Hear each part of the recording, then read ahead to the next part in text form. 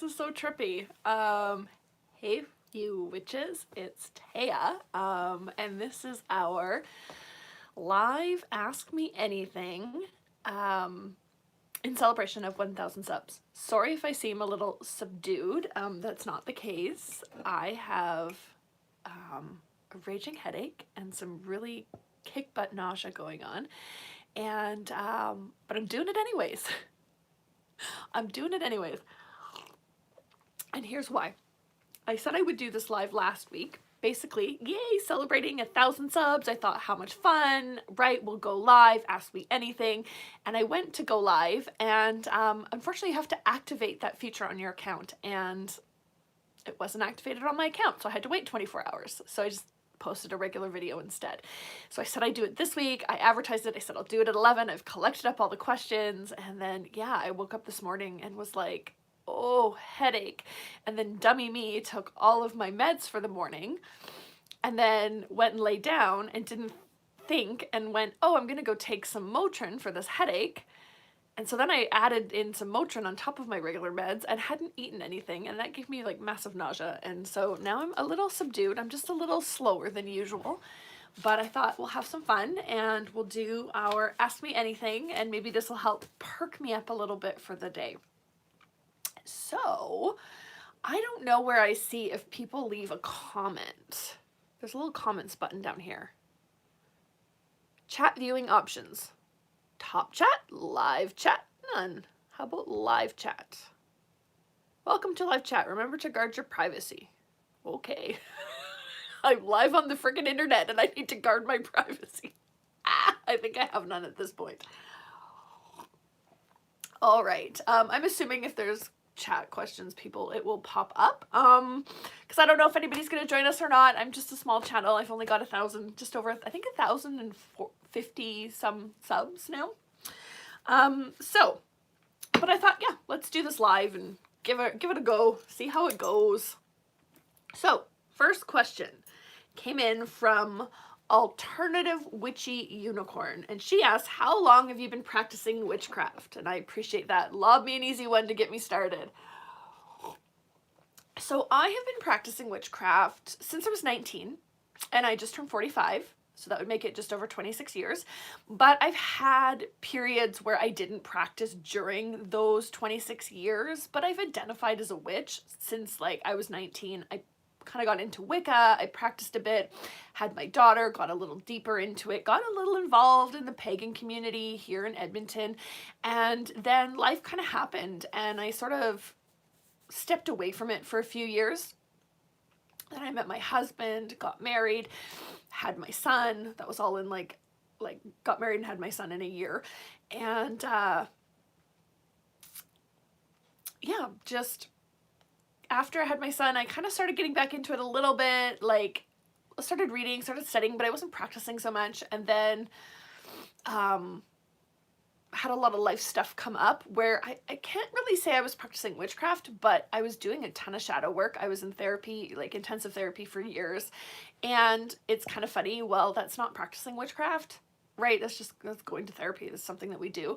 I considered a huge part of my witchcraft journey, figuring out who I am and what's really important to me in life. And through that, figured out that my witchcraft practice was really important to me in life.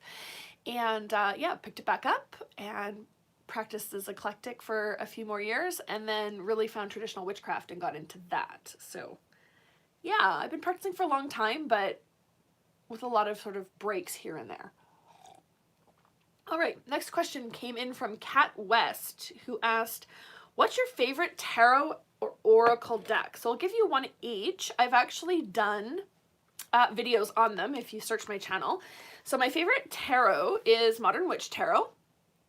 I love the Modern Witch Tarot. It's kind of the classic Rider-Waite-Smith deck imagery, so I can learn from so many different sources, but it's updated, it's modern, it's a little bit more fun, it's a little bit more light. The Rider-Waite-Smith never really spoke to me, I'll be honest. I was not interested of it at all. And then when I found the Modern Witch Tarot deck, it did speak to me, excuse me, and I was very like, whoa, this is a really cool deck, and I kind of got into it. So, and since I have started learning to read tarot, I've become very comfortable with it. I find it's a very intuitive deck, and I really enjoy it. And then the other deck that I use for Oracle is called Oracle Wisdom from Your Space by Deb Reagan. This is the box, Oracle Wisdom for Your Space from Deb Reagan. And the cards look like this. They're very plain. They're not plain, sorry, but they're very simple, right? So it just has one word, like gratitude or structural support. Hi, Serena. Thanks for your congratulations. So yeah, this is my favorite Oracle deck. It's super simple. It's got connection, right? It's just got these kind of mandala type images and then a single word. So I actually purchased this off Etsy. I do believe they have a website that you can go to as well. And I think the second video I ever made was unboxing this deck. So if you really want to see a breakdown of it, you can go there and check it out. All right. Next question from Lara. What are your favorite things or spells to do in witchcraft? That's a good question. Give me a second to think here, because of course I could have pre-answered these, but I didn't. What is my favorite thing or spell to do in witchcraft? I think my favorite things, I love divination. When I sit and do my divination, I really feel very connected. And I find a lot of times it's very revealing.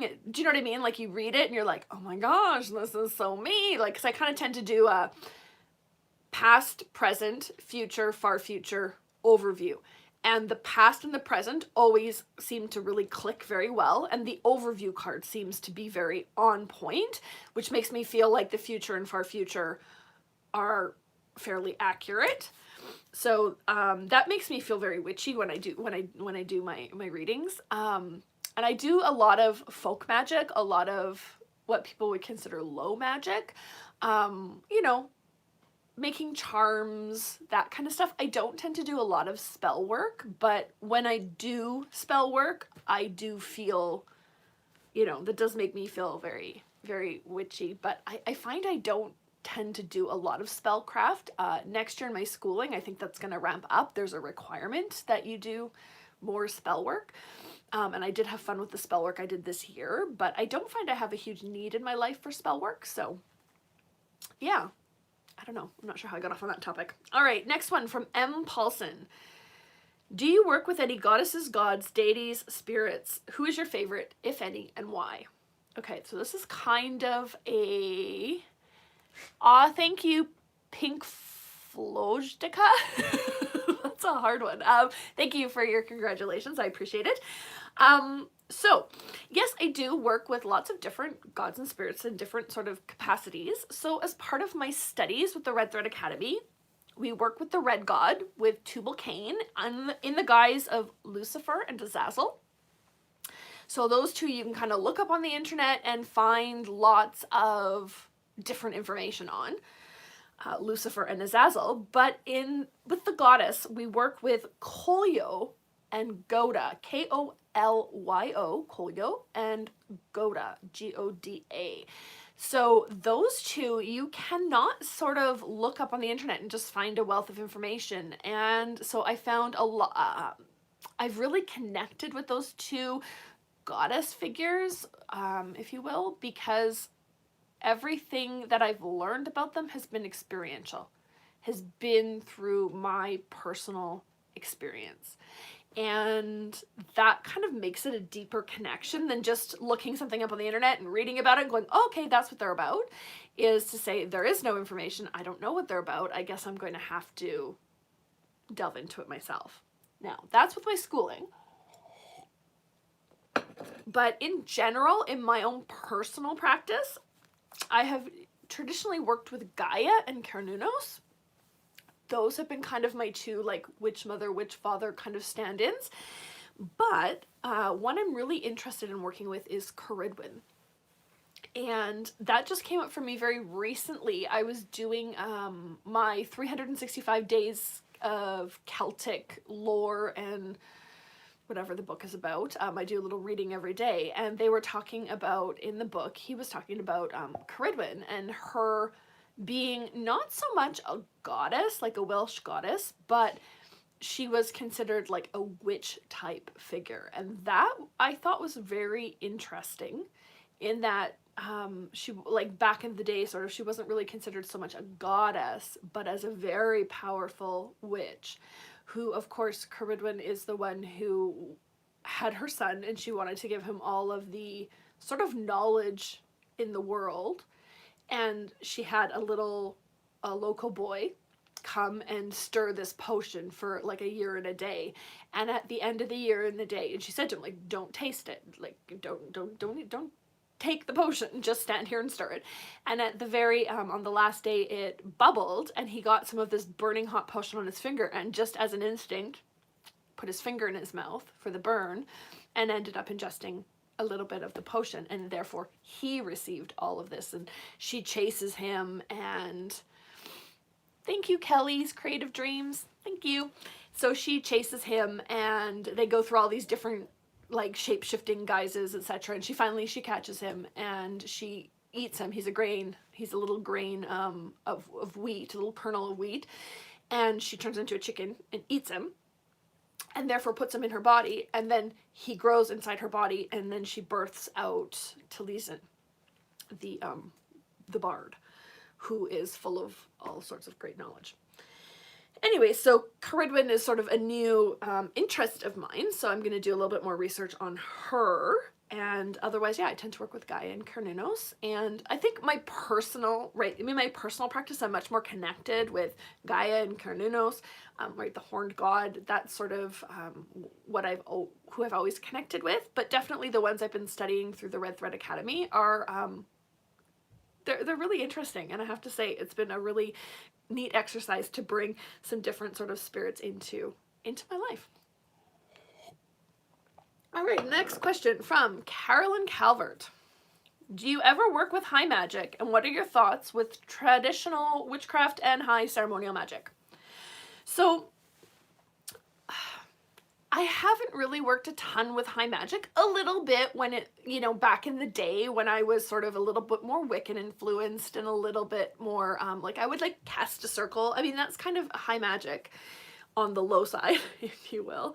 But no, I haven't really worked a lot with that. I have actually seen the Lesser Banishing Ritual of the Pentagram, the LBRP.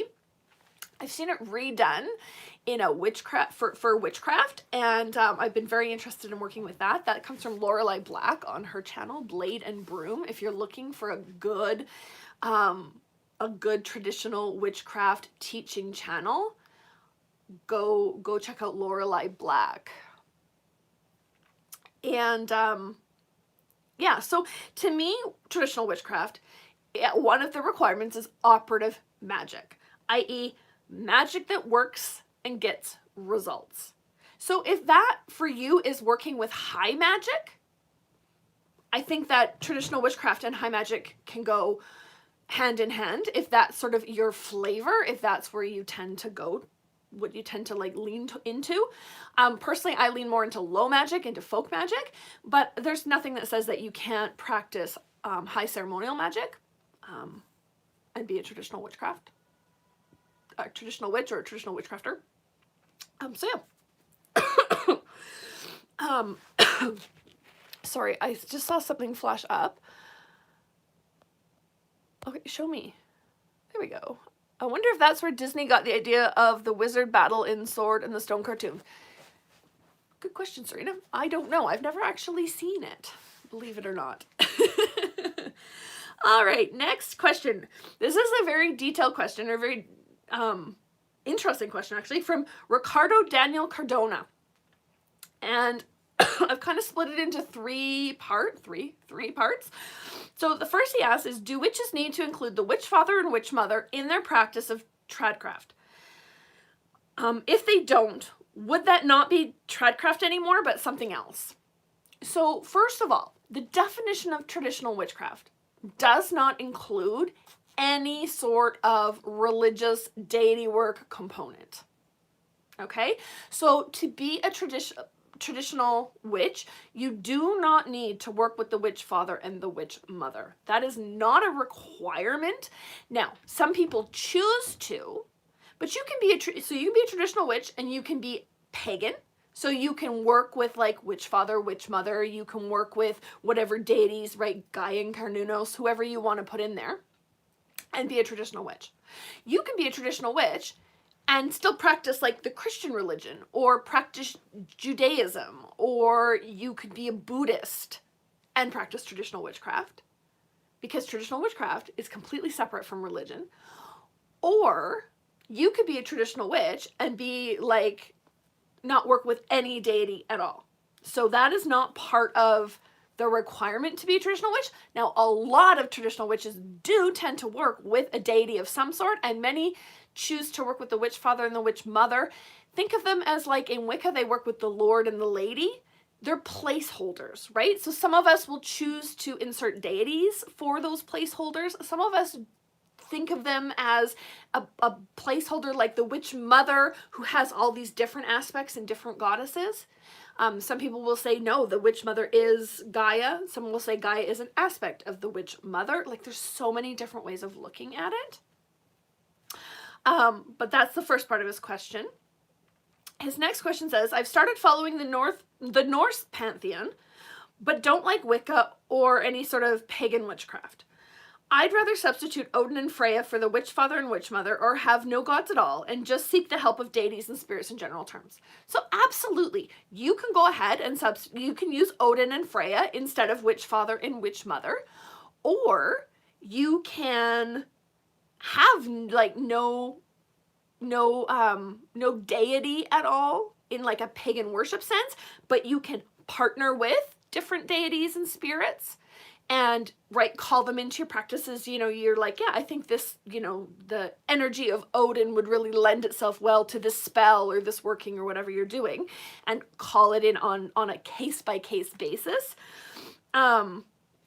Right? And just sort of, yeah, in general terms, you can call in different deities and spirits. That's absolutely fine. Or you can choose to work with Odin and Freya in a religious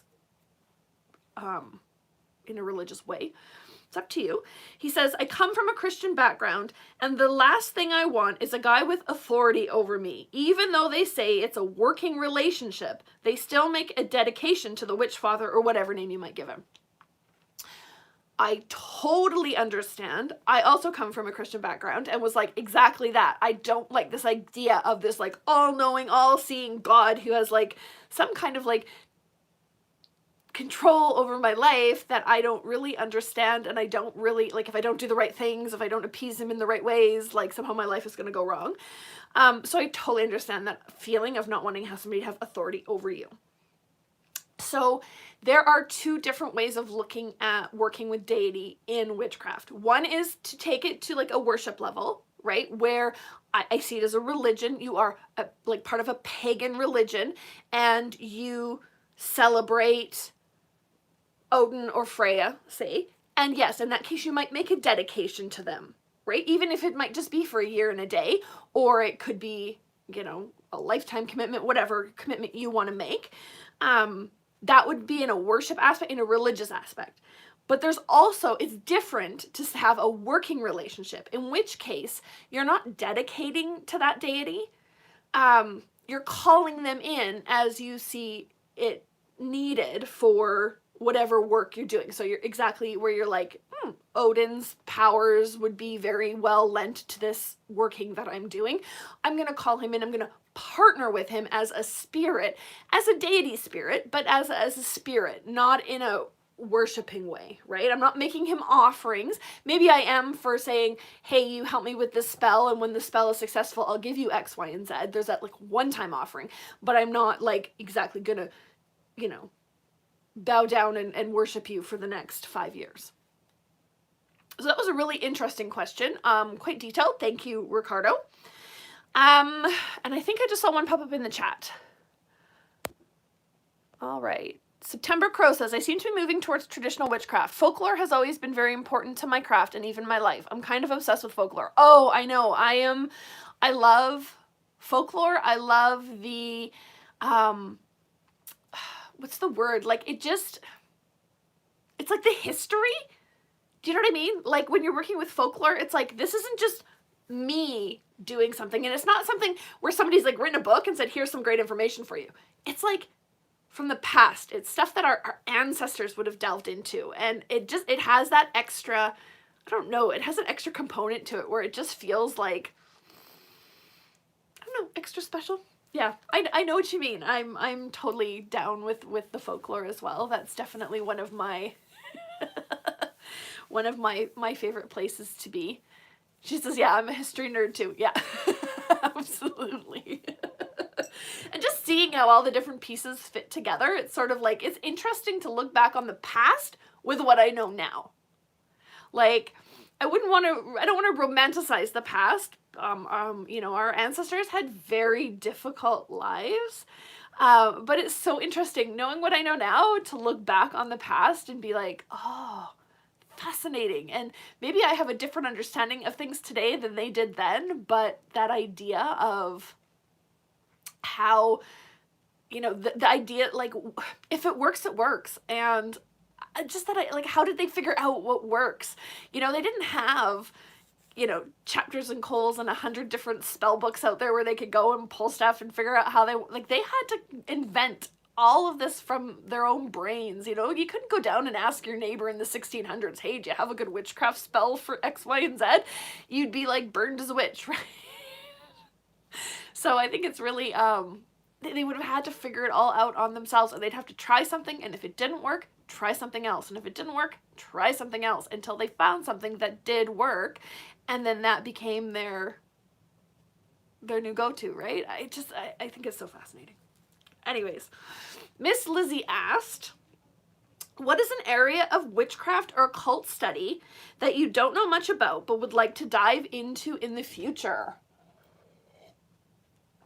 That's a really good question, and if my head wasn't spinning, I would probably come up with something better. But I know one thing that I'm very interested in is the Witch's Sabbath and the whole concept of flying out, hedge crossing, astral projection, if you will, whatever you want to call it. I mean, I've done it a few times, but I can't consistently sort of get it down, and so that is definitely something that I'm working on, that I would like to put more time into. And I'm really excited for Keldon's new book that is coming out. I think he's got it on pre-order right now. You can pre-order signed copies. It's called The Witch's Sabbath. I'm so interested in that book. I can't wait to get that one in, but I gotta wait till I can order it. And something else that I know that I would be really interested in learning more about, that I'm totally fascinated by, is within divination, is bone throwing. I actually went as far as like creating my own bone throwing set. I have a bunch of books that I read up on it, but I just never really kind of did it. And I would really like to, I've been working a lot with the Oham and the Oham staves, and you actually, one way I learned to do it is to throw them out and read how they fall. And that has given me a little bit more confidence to maybe try bone throwing as well. So that's something I would definitely like to get into. And there's, I mean, that's such a, witchcraft and occult is such a huge area of, I mean, basically anything you can throw my way, I'd love to learn about. I'm pretty open to that. And then finally, Carolyn Calvert asks, she says, tell us more about your witch school. How long is it? Are there different programs? And do you plan on teaching if possible? So let's break it down. So I am studying in a program called the Red Thread Academy with Lorelei Black from Blade and Broom. And she basically started, it's not online, it's more like distance learning. And she started this program. It is a 3-year program. I'm just getting towards the end of year 1. You don't have to do all 3 years. You can just do the first year if you want. But the first year is initiation. The second year is, I want to say mastery. And the third year is, I can't even remember what the third year is called. But basically, she and her partner created American folkloric witchcraft, and they called the Spiral Castle tradition. And it is an amalgamation of basically both her and her partner at the time, their practices, and they kind of just came together and said, this is a tradition we are going to create. And then they started teaching it. And they only taught it in person for a long time. And I think her and her partner both gone their separate ways now, but she continued to work with the Spiral Castle tradition, and she developed this learning program to basically go through. And what she says is, if the end of your third year, if you go through all 3 years, you would actually go down and initiate with them in person, and then you would have her blessing to basically go out and teach this style of witchcraft. And that is something that I am very, very interested in doing. Now, in the meantime, I haven't actually worked anything out with Lorelei, but what I'm hoping to do is I run the Edmonton Traditional Witchcrafters Guild. And it's open to everybody, not just people in Edmonton, but predominantly it's based here in Edmonton, Alberta. And I would like to start a study group for people who want to study. So while I wouldn't necessarily be teaching it, I'd like to facilitate like a learning group. And then Lorelei can still mark, and she can still be like in charge of the program, but I would just sort of help facilitate it here locally. So I'm hoping to do something along those lines, but I need to get my first year done. And I was ahead of the game. It's all home learning. So basically you receive a manual, and a big, like a manual. I printed out myself. It's about this thick, and then about this much Book of Shadow pages that go with the learning. And you work through it. It works out to about 1 exercise a week. So it's about 52 exercises for the year. And some of them are simple. It's just like, sorry, I'm trying to think, what were some of the more simpler ones? Like, on a new moon, do a new moon, cast a spell on a new moon. Pretty straightforward. And other ones are a little more involved, like I had to write an ethics piece. Some of them are super involved, like some of the divination. You have to do 3 different types of divination. Well, 4, I guess. You do 4 different types of divination, scrying plus 3 of your choice. And for each one, it's like you need to do daily readings for a week. You need to do a divination using that method on the full moon, and then you need to do a reading for someone else using those methods. So like I've done the dailies, I've done the full moon reading, but I haven't done the reading for somebody else yet. So I'm like this close to being done that exercise, but I mean, that's definitely more than 1 week's worth of work. So ideally, if you're really nose to the grindstone, you should be able to finish it in a year. I was super ahead. I was way ahead. I took some time off over the summer, and then unfortunately the fall I had a really hard time getting back into it. So I'm behind now, but I do plan on getting it finished hopefully early spring, right? Probably like February, March. I'm hopefully going to have that first year done. And my plan is to go on and do my second and third year. I'm learning a ton. What I find is like I'm completely self-taught. And so I have, what can I call them? Like knowledge gaps, right? Things where like I was just didn't even think about it, and it just never came up in the books or whatever. And so I'm going through doing this coursework, and like, it's like, oh yeah, I've never done a spell on a dark moon. Just never done it. So, hey, interesting. It kind of makes me look at having a well-rounded practice and well-rounded experiences. So I really appreciate it for that. And yeah, I mean, I would like to teach it myself, but in the meantime, I'm hoping, Lorelei, if you're watching, don't freak out.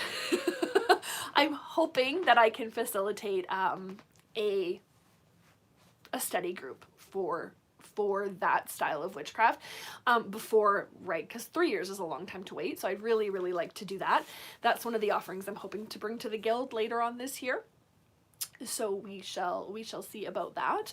But that's something I'd have to discuss with Lorelei first, and I mean, I'd have to have her blessing to do it, because it is it's her baby, it's her thing, right? So yeah. So that's kind of all of those questions there. I don't think anything else has come up. Oh, there we go. If I scroll, it lets me scroll.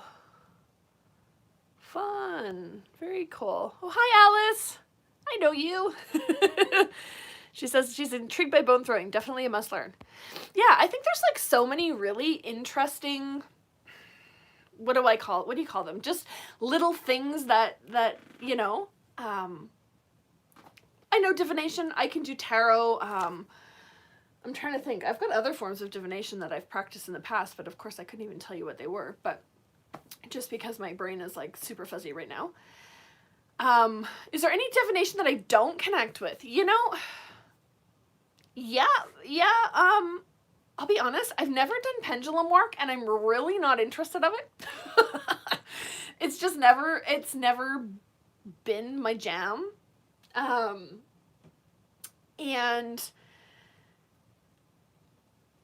I'm having a hard time thinking right now, so I can't really come up with any other sort of, but yeah, like, I do find that there are some things where, like, I'll read about them, and I'm like, oh yeah, no, that doesn't interest me in the least.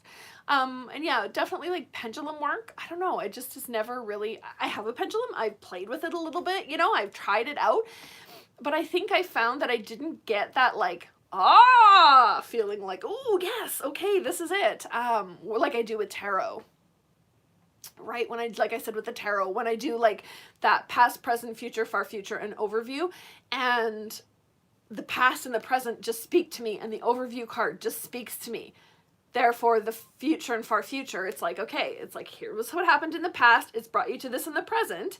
If you continue along this line in the present, you're going to end up with this in the future, and if you if you kind of work towards this in the future, you're going to end up with this in the far future, keeping in mind whatever this overview card is over the whole thing. Right? Obviously, if the past and the present are accurate, then the future and the far future must be as well, right? So yeah, I don't know, just that speaks to me, right? It's like, I guess maybe it's kind of got a built-in confirmation for me, whereas I didn't really get that with pendulum so much. So I don't know if there's any other questions.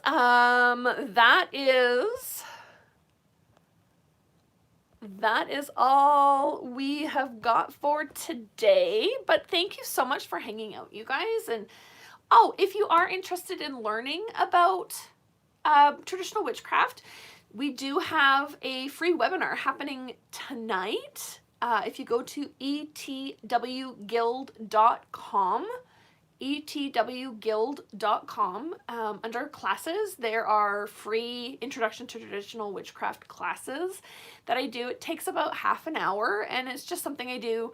It's kind of like a community outreach. Once a month we do a free session on what is traditional witchcraft, so if you want to join us for that, you are welcome to come on. It is tonight at 7 o'clock Mountain Standard Time, and it's just over Zoom, so you just have to go sign, you have to register to get the Zoom link, and then yeah, just come on at 7 o'clock. Hello, Camille Mina, hello. But yeah, if you're interested, you're welcome to join us for that tonight at 7. And yeah, we'll just kind of go through basically the basic definition of what is traditional witchcraft. It's sort of a 6-part definition, and then we take a look at 11 ways to know if you might be a traditional witch, where we look at other stuff outside the definition, but just common characteristics of traditional witchcraft, and then we take a little look at what our guild has to offer. So if you want to come on and join us for that, you are welcome to do so. And otherwise, yeah, I'm gonna call it time. We're just over half an hour, and I think that's plenty because I do want to leave it reasonable for people if they want to rewatch. So thank you to everybody who contributed questions to the Ask Me Anything, and thank you so much to everybody who is subscribed. If you aren't, please do consider subscribing. It is a great way to help us build our channel, and I'm looking forward to doing more Ask Me Anythings as we hit more subscriber levels, and yeah, it's just been really fun. So thank you guys. I really appreciate this community that we've built and all of the good times we have together. I really appreciate it. So yeah, thanks for hanging out, and we'll catch you in the next one. See you guys later. Where's the stop button? Uh-oh. There's no stop button, guys. I don't know how to turn off the live. Oh, this is fun. Oh, good times. Thanks, you guys.